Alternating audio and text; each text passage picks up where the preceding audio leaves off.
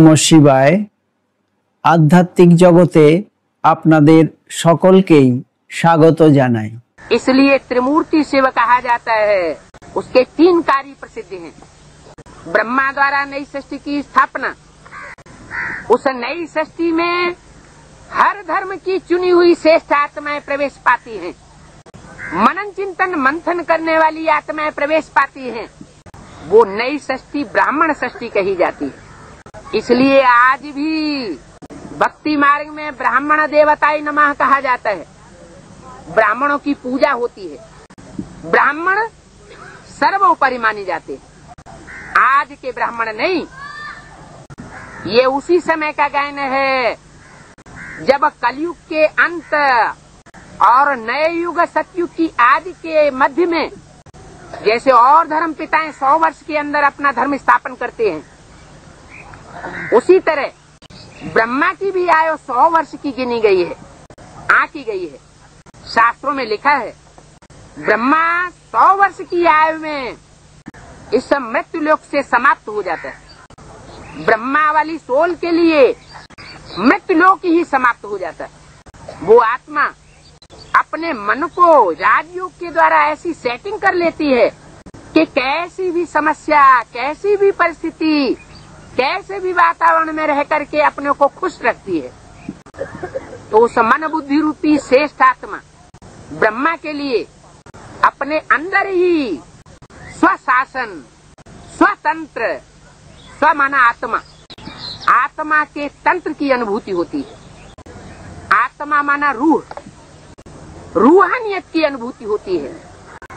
जिस्म ये सब दुखों का आगार है, लेकिन जिस्म के ऊपर आत्मा का कंट्रोल नष्ट हो जाता है, इसलिए दुखों की अनुभूति होती है। आत्मा अगर अपने बाप सुप्रीम सोल परमपिता परमात्मा की स्मृति में स्थिर हो जाए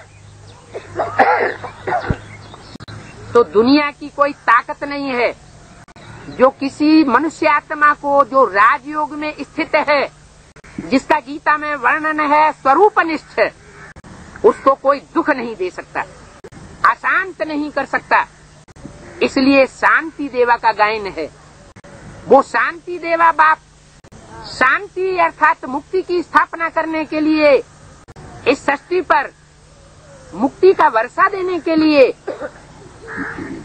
राजयोग सिखाने के लिए आता है। वो राजयोग राजाओं का राजा बनाने वाला सिखाता है। स्वयं फकीर बन करके रहता है। उसके चित्र फकीरी वेश में दिखाए जाते हैं। खुद बादशाह नहीं बनता, लेकिन जिनको राजयोग सिखाता है उनके दिल में बेताज बादशाह बन करके रहता है।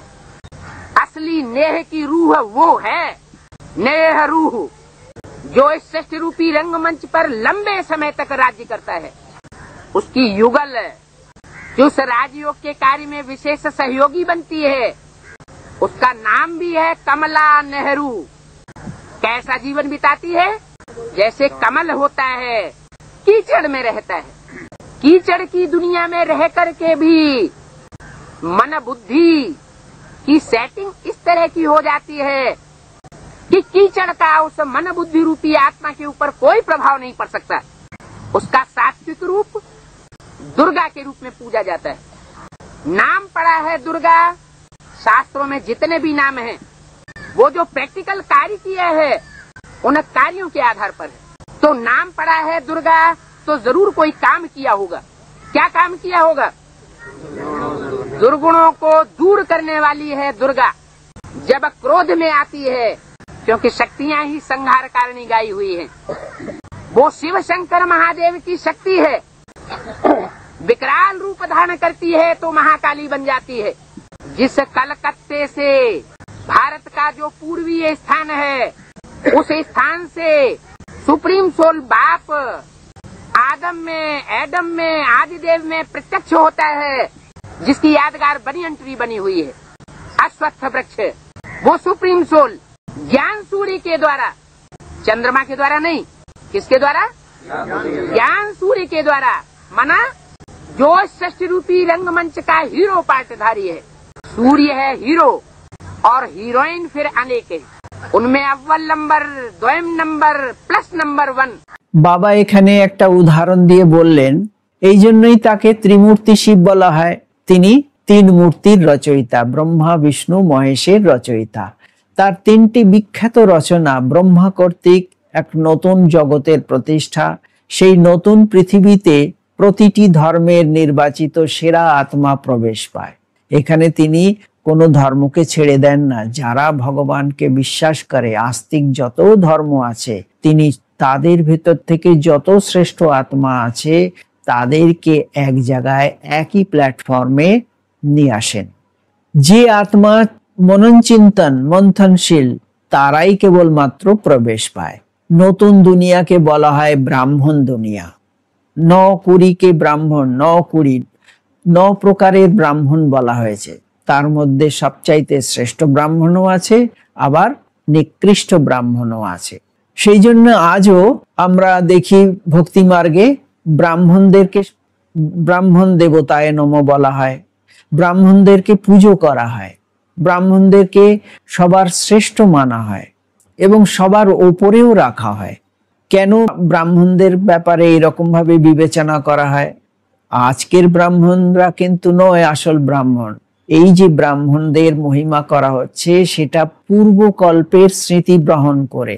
পূর্বকল্পে যখন ভগবান এসেছিলেন, এসে সাধারণ মানুষকে ব্রহ্মার মাধ্যমে শিক্ষা দীক্ষা দিয়ে ব্রাহ্মণ বানিয়েছিলেন।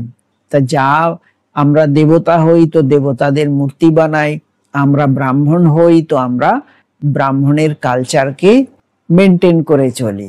তো সেই জন্যে আমরা স্মৃতিতে আজকের দুনিয়াতেও ব্রাহ্মণদেরকে উঁচু বলে মানি। তো এই ব্রাহ্মণদেরকে উঁচু করার কারণ হচ্ছে, এটা হচ্ছে সেই সময়ের গায়েন। কোন সময় না, কলিযুগের শেষ আর নতুন যুগের যে সূচনা হয়েছিল সঙ্গম যুগে, সেই যুগের একটা স্মৃতি আমরা বহন করে চলেছি। অন্যান্য ধর্মপিতারা যেমন 100 বছরের মধ্যে তাদের ধর্মকে প্রতিষ্ঠা করেন, ঠিক তেমনি ভগবান এসেও ব্রহ্মার মাধ্যমে 100 বছরই সময় নেন। সেই জন্য শাস্ত্রেতে বলা হয়েছে ব্রহ্মার আয়ু 100 বছর। 100 বছরের গণনা করা হয়েছে ব্রহ্মার আয়ুকে। বলা হয় 100 বছরের মধ্যে ব্রহ্মা তার নশ্বর জগৎ মৃত্যু লোককে সমাপ্ত করে অমর লোকের দিকে যাত্রা করেন। ব্রহ্মার আত্মার জন্য নশ্বর জগৎ শেষ হয়ে যায় 100 বছরে। সেই আত্মা রাজযোগের মাধ্যমে তার মনকে এমন ভাবে, অর্থাৎ ব্রহ্মা প্রথমে রাজযোগ ডাইরেক্ট ভগবানের কাছ থেকে শিখে তিনি এমন তার মনের অবস্থাকে, মনের স্থিতিকে এমন ভাবে স্থির করেন যে যে কোনো সমস্যা, যে কোনো পরিস্থিতি, যে কোনো পরিবেশের মধ্যে তিনি নিজেকে অ্যাডজাস্ট করে নিতে পারেন। তার যেন কোনো রকম দুঃখের নাম নিশান থাকে না যে কোনো পরিস্থিতির ভেতরে। তাই তার মন বুদ্ধি রূপে শ্রেষ্ঠ আত্মা ব্রহ্মা নিজেকে একেবারে স্বতন্ত্র করে ফেলে, স্বরাজ্য স্থাপন করে। স্বতন্ত্র, স্ব মানে আত্মা, তন্ত্র মানে সিস্টেম। তা সেই হয়ে যায় প্রথম স্বাধীন স্বশাসন। তা সে নিজের উপরে শাসন প্রতিষ্ঠা করে। প্রথমে কিন্তু অন্যের উপরে শাসন করতে যায় না, তার ইন্দ্রিয়ের উপরে, 10 ইন্দ্রিয়ের উপরে যখন সম্পূর্ণ কন্ট্রোল হয়ে যায় তখন অটোমেটিক তার প্রজা, তার অনুসরণকারী সবার উপরে তার কন্ট্রোল এসে যায়। সেই জন্যে স্বপরিবর্তনের আধারে বিশ্ব পরিবর্তন বলা হয়। স্বশাসন, তার নিজের উপরে নিজের শাসন তিনি প্রথমে প্রতিষ্ঠা করেন। স্বরাজ্য, এই শরীররূপী রাজ্যে তার আত্মা সম্পূর্ণ কন্ট্রোলার হিসেবে বিরাজমান হন এবং তিনি সম্পূর্ণ স্বতন্ত্র। স্ব মানে আত্মা, তন্ত্র মানে সিস্টেম। আত্মার রাজত্ব, আত্মিক প্রতিষ্ঠা সেটা তার মধ্যে করেন, তার নিজের মধ্যে প্রথমে প্রতিষ্ঠা করেন এবং সেটা তিনি খুব পাকাপোক্তভাবে অনুভবও করেন। আত্মা মানে রূহ, আর রূহ মানে আত্মা। একজন ব্যক্তি আধ্যাত্মিকতার অনুভব করবে কখন না, সে যখন সম্পন্ন আত্মা হবে। দেহের সকল দেহ হলো সকল দুঃখের আধার।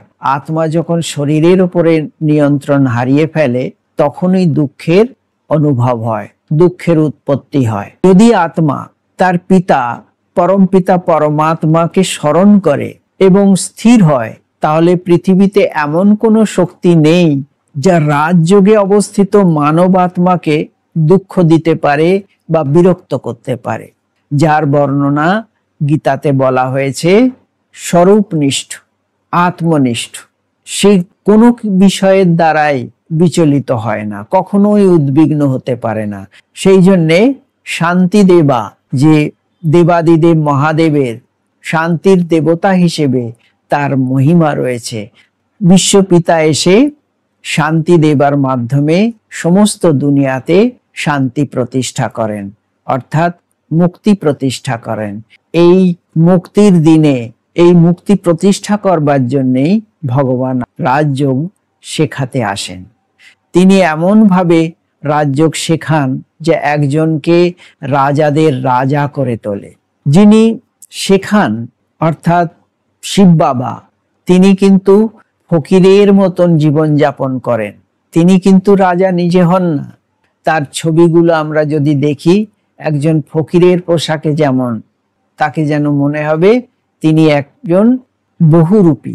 তিনি নিজে রাজা হন না, কিন্তু যাদের তিনি রাজযোগ শেখান তাদের হৃদয়ে তিনি একজন মুকুটহীন রাজা হিসেবে বিরাজ করেন। ভগবান যাদেরকে শ্রেষ্ঠ রাজা বানিয়ে দেন তারা কোনো সময়ের জন্যে তাকে ভুলতে পারেন না। তাকে রাজা হওয়ার দরকারই নেই। রাজত্ব করবার অভিলাষী তো তিনি নন। তিনি চান তার সন্তানদেরকে, আর সন্তানরা চায় রাজা হতে। তো সবাই তার নিজের নিজের মতন উপলব্ধি প্রাপ্তি করে যায়। প্রকৃত প্রেমের আত্মা হলেন, বাবা এখানে একটা ছোট্ট উদাহরণ দিয়েছেন যে মডেল নেহেরু। নেহেরু মানে কে রুহ, নেহেরু। নেহেরু যেমন ছোট ছোট বাচ্চাদেরকে ভালোবাসতেন, স্নেহ পেয়ার করতেন, তাকে চাচা নেহেরুও বলা হয়। ঠিক তেমনি ভগবান যখন আসেন, যে প্রজাপিতা ব্রহ্মার মধ্যে তিনি প্রবেশ করে পুরো সৃষ্টিকে পুরনো থেকে নতুন বানান, তিনিও আসলে স্নেহের রুহ। তিনি হচ্ছেন আসল নেহেরু। আর এই যে নেহেরু আমরা দেখি, যিনি প্রধানমন্ত্রী ছিলেন ভারতের, তিনি হলেন মডেল, নকল। এই বিশ্ব নাটকের দীর্ঘ সময় ধরে যে রাজত্ব করেছেন, নেহেরুও রাজত্ব করেছেন প্রধানমন্ত্রী হিসেবে লম্বা দীর্ঘ সময়। ঠিক তেমনি পরমপিতা পরমাত্মা, যার মধ্যে দিয়ে প্রজাপিতার পাঠ বাজান, প্রজাপিতাও স্নেহকে রূহ মতন লম্বা সময় এই পৃথিবীতে রাজত্ব করেন। যে রাম রাজত্বের কথা আমরা বলি, স্বয়ং ভগবান রামের দ্বারাই প্রতিষ্ঠিত হয় রাম রাজত্ব। রাম রাজত্ব প্রতিষ্ঠা করবার জন্যে অন্য কোনো রাজনৈতিক দল বা অন্য কোনো মানুষের পক্ষে সম্ভব না। সেই যেমন মডেল নেহেরুর জীবন সঙ্গিনী ছিলেন কমলা নেহেরু, ঠিক তেমনি প্রজাপিতা ব্রহ্মা জীবন সঙ্গিনী কমলা তার নাম। সেই সম্পর্কে তিনি বলেছেন, কমল মানে পদ্ম, পদ্ম ফুল। পদ্ম ফুল যেমন পাঁক, কাদা, জল কাদার মধ্যে থাকে, কিন্তু তার শিকড়ও সেখানে থাকলেও সে সমস্ত কিছু কিচড় থেকে, জল কাদা, পাঁক থেকে সম্পূর্ণ মুক্ত হয়ে একদম উপরের দিকে উঠে আসে। তার উপরে কোনো রকম কাদা, নোংরা, ময়লা লাগতেই পারে না। অর্থাৎ তার মন সব সময়ের জন্যে উপরাম থাকে। তার মন বুদ্ধি কর্দমাক্ত কখনোই হয় না, কোনো প্রকার নোংরা তাকে প্রভাবিত করতে পারে না। এইরকম সাত্বিক তার রূপ, তার জীবন সঙ্গিনী। সেই জন্যে তিনি হলেন দুর্গা। তাকে বাংলার ঘরে ঘরে ভগবান যে বাংলাতে প্রবেশ করেন তার একটা উদাহরণ আমরা প্রথমে বেনিয়ান ট্রিতে দেখলাম। সেই বেনিয়ান ট্রি সৃষ্টির পিতা এবং সমস্ত সৃষ্টির একটা বৃক্ষ। সেই বৃক্ষটা কলকাতায় যেখানে ইয়াদগার স্মৃতিস্তম্ভ রয়েছে তার আশপাশেই ক্রিয়াকলাপ হয়েছে অরিজিনাল। তো বানিয়ান ট্রি তার উদাহরণ। বানিয়ান ট্রি থেকে আমরা কি জানতে পারি না, সৃষ্টির যে বৃক্ষটা তার মূল যে বীজ এবং শিকড় সেটা লুপ্তপ্রায়। তা ইয়াদগার বা স্মৃতিস্তম্ভ যেখানে, তার আশপাশ বঙ্গভূমিতেই ভগবানের অবতরণ এবং সমস্ত জগৎকে তিনি উদ্ধার করবার জন্যে যে ক্রিয়া পরিচালনা করেন, যে রাজযোগ শেখান, যজ্ঞকর্ম ক্রিয়াকর্ম যে আশপাশেই হয়েছে সেটা আমরা অনুভব করতে পারি। ঠিক তেমনি কালী কলকাত্তেওয়ালি বলা হয়। কালী কলকাত্তেওয়ালি মানে কলকাতার বাসিন্দা, কলকাত্তেওয়ালি। তো মহাকালী দুর্গাই মহাকালীর রূপ, অর্থাৎ পার্বতী বা দুর্গা মহাকালীর রূপ কখন ধারণ করেন না, যখন তিনি ক্রুদ্ধ হন এবং তামসিক রূপ ধারণ করেন, তখন মহাকালী হয়ে ওঠেন। ভারতের পূর্বাঞ্চলীয় কলকাতা থেকেই পরমপিতা পরমাত্মা অ্যাডম আদিদেব নামে প্রকাশিত হন, যার স্মারক হলো, স্মারক চিহ্ন বা আমরা স্মৃতিস্তম্ভ যাই বলি না কেন, যেটা স্মৃতি বহন করে চলেছে সেটা হচ্ছে বানিয়ান ট্রি, অশ্বত্থ গাছ হিসেবে গীতাতে যার উল্লেখ রয়েছে।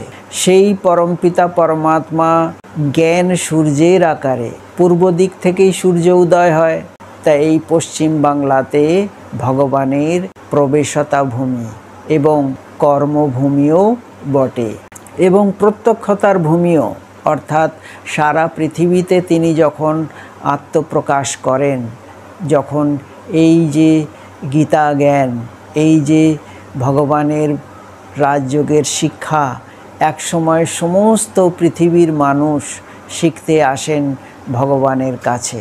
সেই জন্যে আমরা দেখি সাগর তীর্থ, গঙ্গাসাগরের মেলা, জ্ঞানসাগর শিব বাবার সঙ্গে সমস্ত আত্মারা মিলিত হন।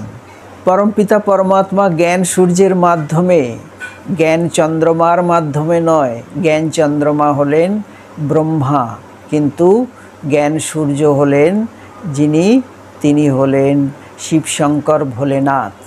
জ্ঞান সূর্যের মাধ্যমে তিনি আত্মপ্রকাশ করেন।